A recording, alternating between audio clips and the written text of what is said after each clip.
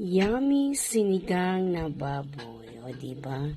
Ito na yung ating ulam for today's video.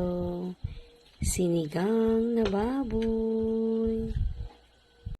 Yan, madali lang naman magluto ng sinigang. Alam natin pare-parehas yan. So, ginawa lang ni Daddy, pinapalambot niya ngayon yung karne ng baboy. Nilagyan niya ng bawang at saka laurel leaves. Ayan. Ganyan lang yan, pinapakuluan niya muna hanggang ito'y lumambot. Pinaka-ready na ang mga gulay niya. So, may sitaw tayo, pechay, siling green, gabi at labanos. Ayan. Binabad muna yan sa mga tubig at may asin. Ayan. O, yan ang ihahalo ni Daddy sa ating sinigang na babi. Yan, maglagay na siya ng pampaasim.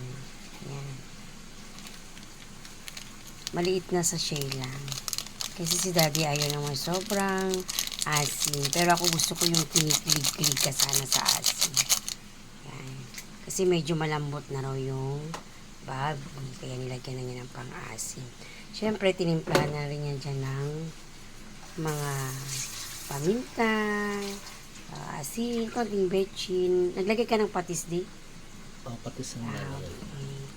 O, ayan. Malambot na, sure.